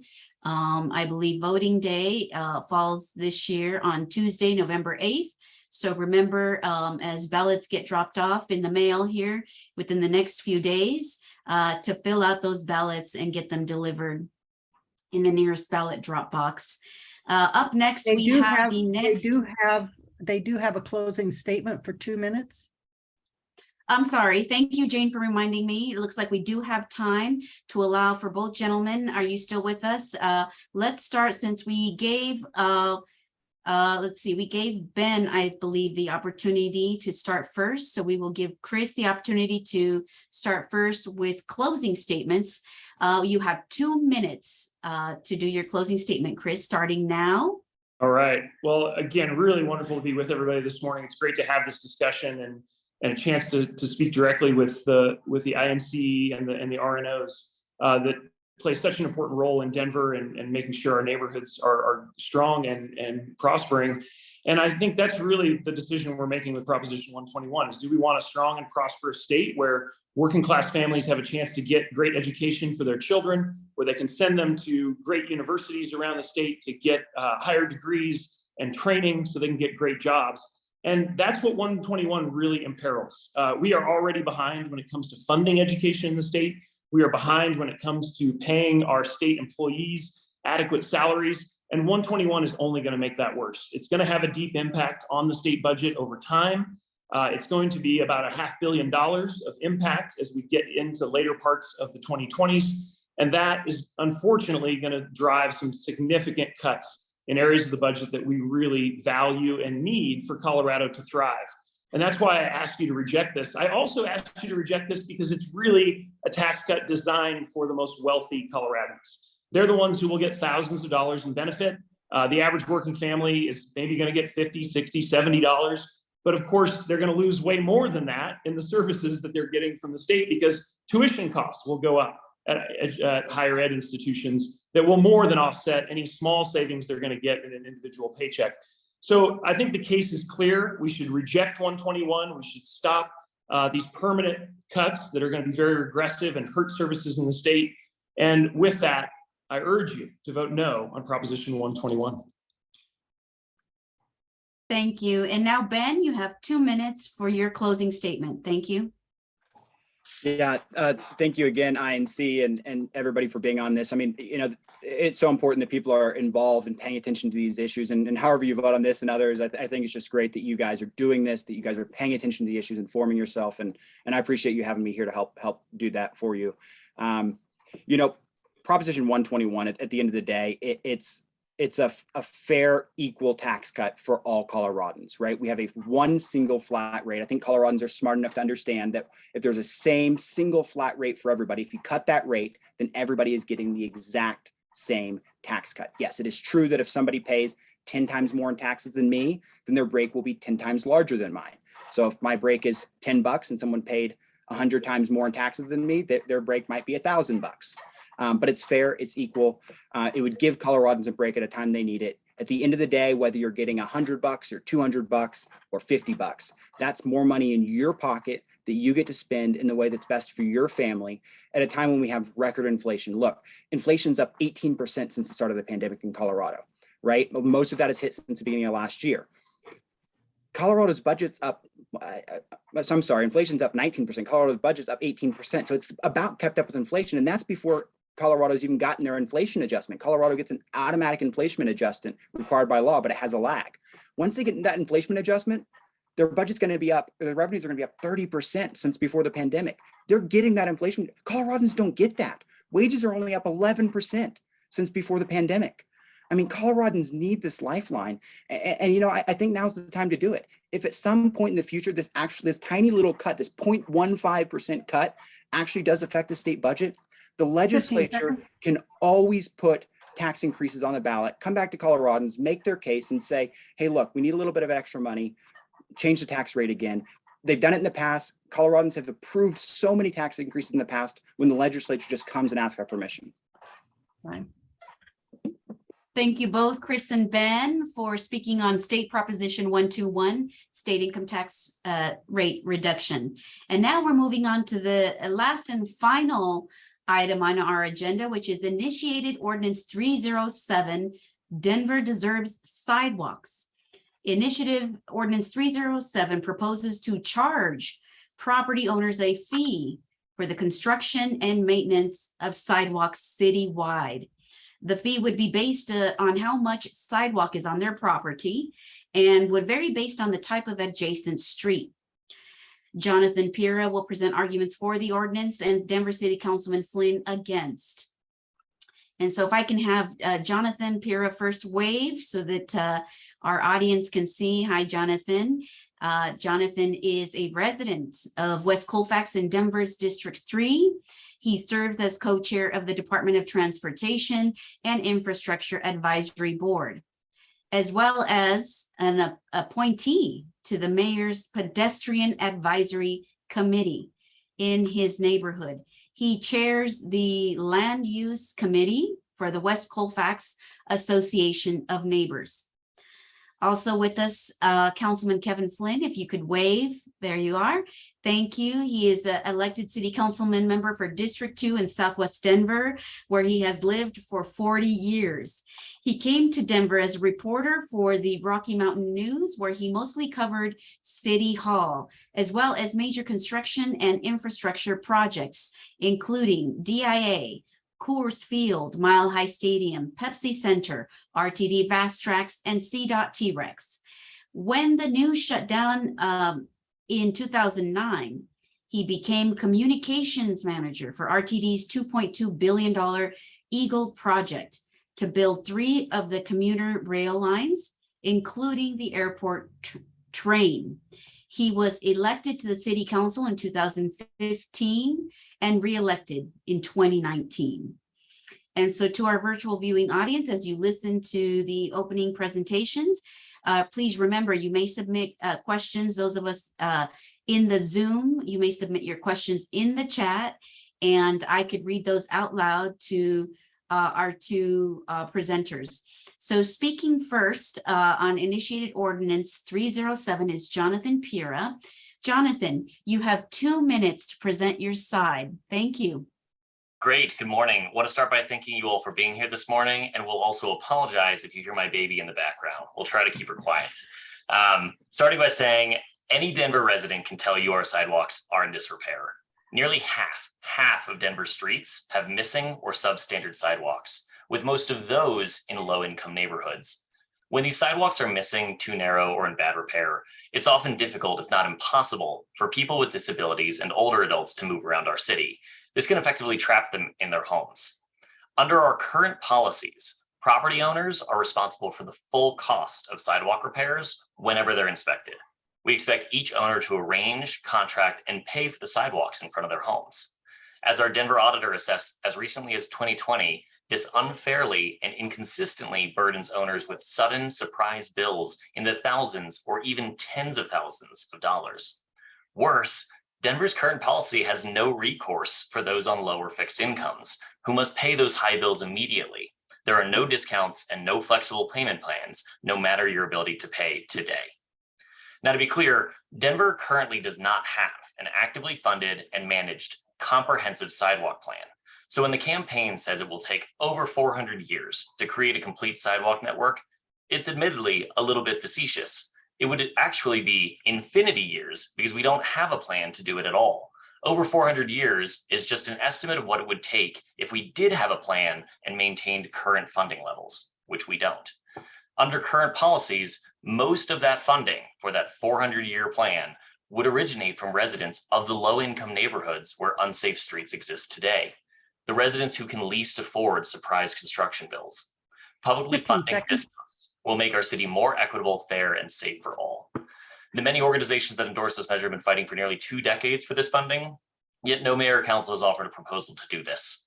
Our Denverites deserve better and have repeatedly said that it's time for the city to take responsibility for infrastructure. Thank you. And now we'll bring Kevin in for his 2-minute opening summary. Thank you, President Gaytan. How is everybody doing today? I'm happy to join you. Wellington Webb, former Mayor Webb, was supposed to be here. His office called me on Thursday and he took ill. So I want to send my well wishes, and I hope that you all do too, for a recovery for him. I'm sorry to use about 15 seconds of my time doing that. Nobody disagrees that sidewalks need major improvement all over the city. Nobody disagrees. But when Jonathan just said, under our current funding, which is about $5 million a year, would take 400 years, to claim we could do all this in 9 years is just completely unrealistic. It doesn't mean you can just package any unreasonable program and put a nice slogan on it and think it will work. This is a highly inequitable program. We're going to charge lower income families more now, rather than maybe come up with a program that might help those few who need to do their sidewalks now with some financial aid. That might be a better way to approach this. I have households, low-income households, that are going to have to pay up to $1,000 a year under this program. This is going to accelerate displacement in our vulnerable neighborhoods. This program underestimates the cost and sets a very unachievable time frame, compressing 400 years into 9 years. Just think about that. Think about that for a second. The math doesn't work. This is a boondoggle. I believe that we can work together to come up with a better plan. We can't do it in 9 years, but let's find a time frame that does work and a fee structure that is more equitable than hitting low-income families the hardest. Thank you. Thank you both. Thank you both, Kevin and Jonathan. So I am seeing some questions in the chat now, so I will go ahead and pose those questions, allow each of you 1 minute to respond, and we'll start with what Greg is sharing. He's saying if a homeowner has just repaired their sidewalk, they would then be paying twice under this measure. Would there be an exemption for people who have already repaired their sidewalks? And we'll go ahead and start here with Kevin, and then we'll move to Jonathan. Kevin, you have 1 minute. Oh, thank you, Xochitl. The fact that that's one of the other inequities in this, it's not the only one. If you just replaced your sidewalk in the last 4 or 5 years, and you'll be paying for this. This is a provider fee. They like to say it's a user fee. It is not a user fee. It's not based on your use of the sidewalk system, like the stormwater fee is based on how much you contribute to the whole drainage of the city to the South Platte. This is a provider fee, and it's forcing those people who might have just replaced their sidewalk, or people who just bought a new house and built a new sidewalk, to pay into the fund as well. Again, I think we should find a way to help the lower income families whose sidewalks need replacing, which is a small number of them. If you walk around the city today, that sidewalks actually need to be replaced. Let's find a way to help them and not slam the other folks with having to carry those bills. We're going to have low income neighborhoods paying for putting sidewalks in Hilltop. Hilltop was purposely built without sidewalks. And the neighborhoods in Southwest Denver, my district, are going to be subsidizing the cost to build affluent sidewalks in affluent neighborhoods like Hilltop. Thank you. And now, Jonathan, you will have 1 minute starting now. Certainly. So a few things to mention here. First thing I wanted to note is that no, there is not currently an exemption for folks who have just repaired or built a sidewalk. And I want to note that that's intentional. A lot of people don't realize this, but the average lifespan of a concrete sidewalk is just 25 years. So this program is not funded just for the capital expense of building sidewalks and repairing them initially. It is also a long-term maintenance program. We want to make sure that this is sustainable over time. Do also want to note, I think it's been mentioned a couple times, that that lower income areas will be paying more for these sidewalks. That's expressly not true and expressly distinct from how it is today. Today's program has low income neighborhoods bearing most of this cost. Under this plan, higher income areas such as downtown, which demand wider and larger sidewalks, will pay higher fees and help subsidize those in the other areas. Do also want to note at a first juncture here that this is first time I'll note there is an opportunity to make addendums and adjustments once this has passed. If we as a society reach out to our counselors and say, you know, I don't think it's fair that there's not an exemption. Oh, go ahead. Thank you both. And so we do have some other questions coming in through the chat. One of them coming from Joel. Joel is saying, is the current practice of expecting homeowners to arrange for and pay for sidewalk installation and repair in any way defensible? If a homeowner is cited and has to hire someone to do the work, the cost could be thousands or more depending on how much sidewalk is next to their home. Is the current practice in any way to provide basic city infrastructure? And so we'll go ahead and start with Jonathan here, and then we'll move to Kevin. Jonathan, you have 1 minute. Sure thing. I would start by saying, I mean, the simplest and shortest answer to this question for me is no. This is not a viable way to pay for this, in part because it is not paying for it. Our current practice is not going to lead to a comprehensive and complete network. It's going to result in, a lot of strife for low-income persons and will result in a patchwork sidewalk network. I would also note that the fee as structured today is based off of our stormwater fee, where persons are paying based on the amount of infrastructure, the amount of land you're using, the amount of runoff they are generating from their property. So I know that Councilman Flynn and I disagree on this. I do see this as a use-based fee. It is a use of land, a limited resource in our city, and the relative value of public infrastructure needed to support access and transportation mobility across that land. 15 seconds. I'll stop there. Thank you. And now we'll give Kevin 1 minute. Go ahead, Kevin. Thank you. I wish I could use his extra 15 because he's incorrect. It is not a user fee. It is not in any way comparable to the stormwater fee. The stormwater fee sets up a citywide system to collect the drainage off my property. It has this sidewalk fee has no relationship to how much the property owner uses the sidewalk network.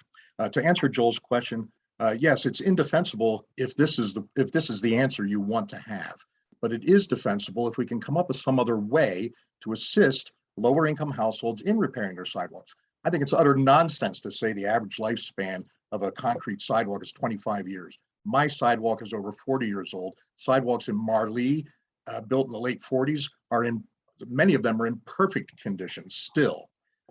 So it's just utter nonsense. Sidewalks last an average of 70 years is what I thought the campaign put out about a month or so ago. So suddenly they're not quite as durable as we thought they were a couple of months ago. But I think we need to find a better way. It is indefensible only if you want this as the answer, but let's find a better answer. Thank you, Kevin. Thank you. Let's continue to take this conversation into a deeper dive regarding costs and fees. Drew is asking, what about the inequity of this? Low-income neighborhoods will pay a very disproportionate cost that makes this very regressive. Why not tie the fee to what your property value is? And we'll go ahead and start with Kevin on this one. Kevin, if you'll take 1 minute. Thank you. Drew, that's a very intriguing suggestion. I think is very much worth exploring. I just came out of the House District 1 Democrats meeting where this was also being discussed. And I have there were 3 single women on that call, all of them homeowners in the Brentwood area, and 2 in Brentwood, 2 in Harvey Park. And all of them have fees in the high $300s to $400 a year. And they're struggling to make it now on Social Security. I think it's very worthwhile looking at the property value rather than the exposure to sidewalks, because everyone uses sidewalks and everyone should pay a proportionate share, not based on how much sidewalk they're required to provide because of the size of their property, but based on what the total need is citywide and how to more equitably divide that up. Okay, and now we will allow for Jonathan 1 minute. Sure thing. So one note about the concept of fees here. Fees must be related to the service they support, in this case, building sidewalks. Right. If we built this program on the basis of property taxes, that would not guarantee the funds are used for sidewalks. We'd simply raise property taxes in the general fund, and those fees could be pillaged for any other purpose at any given moment. Building this as a fee based on the amount of sidewalk, the amount of land you are using in the city, guarantees that tie on a legal basis for the nexus there. I do also want to reiterate that the program is far more equitable than the existing current policy today, where there is no recourse for low income or fixed income owners. Our program has a discount for neighborhoods that are at risk of gentrification. And if we as a city would like to alter this to a means tested program, despite advisement from equity groups not to do so, we do have the opportunity to do that. We did build this in consultation with Nest and other stabilization groups that thought that this was our best path forward. Thank you both, gentlemen. So we have two questions that kind of tie into each other. We've got Jean and Joel having a conversation in the chat around sidewalk inspection and repair. And Jean says, did you consider sidewalk inspection and repair at the time of sale with proceeds? Joel then asks, so sidewalks would remain unrepaired or incomplete until the property sells? So if you can both speak more on this topic, we'll go ahead and start with Jonathan. We'll give you 1 minute. Yeah, thank you for the question. And what's really interesting about these two scenarios we put together here, considering sidewalk inspection repair at the time of sale and leaving that patchwork until sale, we developed what we think is a really great compromise in this program. If you're a low income owner, fixed income owner, and you don't feel you can afford this biannual fee at this time, you can defer those payments until the time of sale of your property, meaning we get the benefit of sidewalks built up earlier, but no displacement risk from folks who have to leave their homes. I would note this was modeled into the capital bonding budget. So reasonable proportions based on other cities for who would defer and who would not. We do not believe this would leave a hole in that capital bonding budget.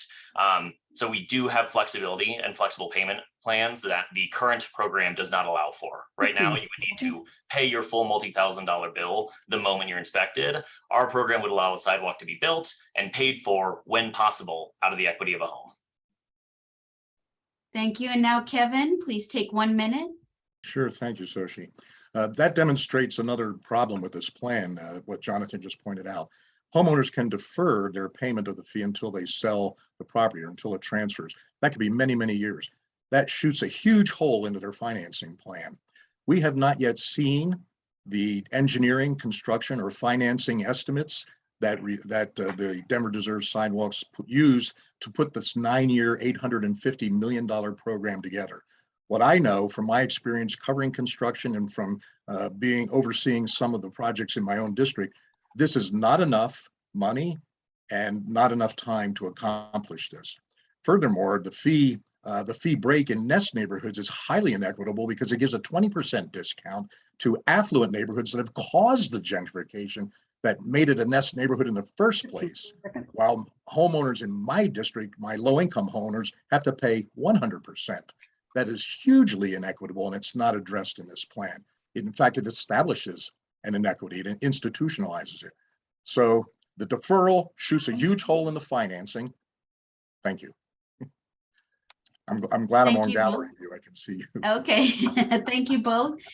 So we do have two questions coming into the chat. I'm wondering if you can both give answers to both questions within the 1 minute time frame, and they go as follows. Is this a good mechanism to continually create new revenue streams for needed services?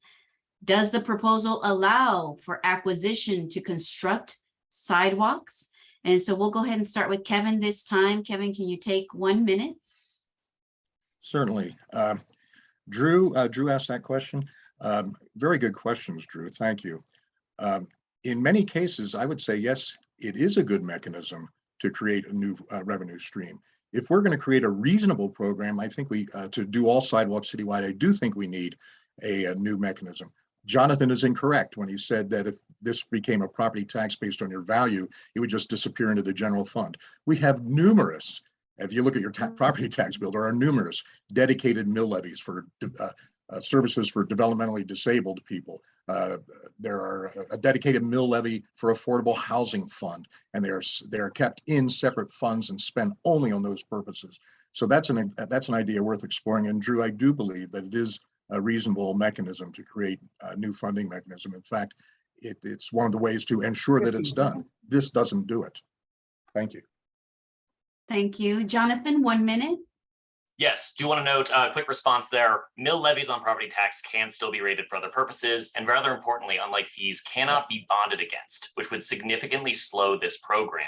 With this program as a fee, we can use that future income to create a bond and use the economies of scale of a large scale program to significantly push costs down and get this done quickly instead of building it piecemeal over time. Would also note that those deferrals on payments were modeled into the program. That would not create a huge hole in this budget. I would also like to respond that it is not true that the Nest neighborhoods are already gentrified. The whole point of those neighborhoods is that they are at risk of gentrification, and those reanalyses are done every 2 years, with a new analysis done this year that will probably bring some of Flynn's neighborhoods into those Nest discounted areas.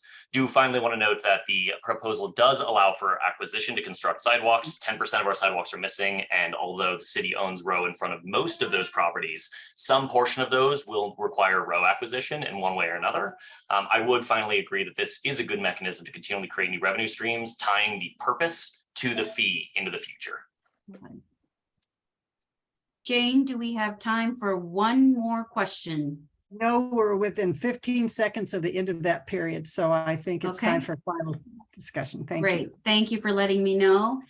Gentlemen, I appreciate your time being here with us today, sharing both sides of the issue. I'd like to ask you to give us your closing remarks, 2 minutes each. And since we started, I believe we started with Jonathan, so we'll go ahead and start with Kevin. Allow Kevin his 2-minute closing remarks starting now. Thank you. It's no wonder this proposal is so poorly put together because of some of the things I heard from the other side today. You can bond against a dedicated mill levy. We do it all the time. Every time you turn around in this city, you find it more and more fees and charges that make it harder to afford to live here. This sidewalk fee is harsher than most because of just the extreme disparity in how it charges neighborhoods of similar means. I went into the Bear Valley King Supers last week, and 85-year-old Manuel Castillo stopped me. His property, I had researched and what fee he would pay. He and his 84-year-old wife would have to come up with $832 a year, effectively a 50% increase over what his current property taxes are. And his sidewalks are in perfect condition. And yes, they're more than 25 years old. They're not going to need replacing for another 70 years. Meanwhile, his neighbor across the street and one door down, his fee would be $191. That's because Manuel backs up to Sheridan Boulevard, which is classified as an arterial. This highlights the inequity of 307, and that's one of the reasons I'm opposing it, one of the many reasons. Those who have concluded that it is poorly drafted and will incur huge costs, overruns, and delays, we don't disagree with the end goal of accessible sidewalks citywide. We're building 1,900 feet of sidewalks in Marlee on Iowa Avenue and Hazel Court, never had sidewalks. It's going to be a 3-year build out. It's at 60% design, and the cost estimate is $4.6 million. When you look at just that little bit and think that this program can do 9 years for $850 million citywide, it's just utter fantasy. On November 8, I ask you to join me, former Mayor Webb, 100 members of the Denver Democratic Central Committee who voted no on supporting this, and thousands of your cost-burdened neighbors, and do not support 307. Too much, too soon, and too expensive. Let's find a better way and work together. Thank you. Thank you. And now Jonathan will allow for your 2-minute closing remarks starting now. Certainly. I want to say I think it's interesting that my opponent focuses so heavily on this concept of inequity and disparity, when the people most negatively impacted by today's current policies, where wheelchairs can't be pushed, the elderly can't walk, strollers can't be pushed, people cannot access our city, the biggest negative impact are on these people on low and fixed incomes who are saddled with massive burdens, both hassle, time, and money today, with no real proposal for an alternative. The many organizations pushing this have been trying since 2006. INC itself put together a statement supporting a dedicated funding measure in 2006. And more than annually, this campaign group has been bringing to council and mayor a request and offer to work together to put something forward. The opponents keep saying we should come up with something else, yet when given the opportunity have failed to do so. They also say the money should come from somewhere else without ever identifying what they expect to cut from our existing budget to build sidewalks. Would also note that, as I've said before, this could be modified. If we say we don't think 9 years is realistic, or we'd like to put a cap on the fees paid by certain communities, or change the funding mechanism that extends this out to 15 years, so be it. That's what that's what the voters want. That's what we'd like to see. We do have a chance to improve this. If this strong negative impact on equity were real, why would this measure be endorsed by groups like the Colorado Cross Disability Coalition, who represent people with disabilities, often on fixed incomes, and know for certain the immense importance of this network, of the need for this network? This is about safety. This is about saving Denverites time, money. It is a realistic estimate for a realistic plan. And I want to remind that this is popular. Recent polling data shows that more than 3/4 of likely voters are likely to vote yes for this, upon learning that under this ordinance, the city would finally be responsible for repairing sidewalks rather than the individual property owners, low or fixed, today. Thank you both. Jonathan and Kevin, appreciate you, both of you gentlemen, being with us today to speak on initiated ordinance 307, Denver Deserves Sidewalks. I hope that our viewing audience will walk away with a better sense of how they will be voting. Thank you to all of the speakers in today's forum. Inc. will be posting this video on YouTube for later viewing, so please share out with your family, friends, and neighbors. Please also remember to share with your family, friends, and neighbors that voting day is Tuesday, November 8th, and deliver that ballot. Thank you for attending our forum on these ballot issues. I'd like to hand it over for final remarks over to Drew. Drew? Hi, I'm the president of Inc. And I want to first thank you, Xochitl, for doing such a great job moderating. I think that was that was a great job. Thanks to all of the speakers and presenters for your passionate advocacy on the cause, pro or con. And I want to, and thank you to all of the attendees. It's great to see such civic-minded people that really want to educate themselves about these issues. And I just want to say lastly, remember to vote November 8th. And we'll see all of you, hopefully most of you, at our November delegate meeting next month, the second Saturday in November. Thanks very much for a great debate, and thank you all. Bye-bye.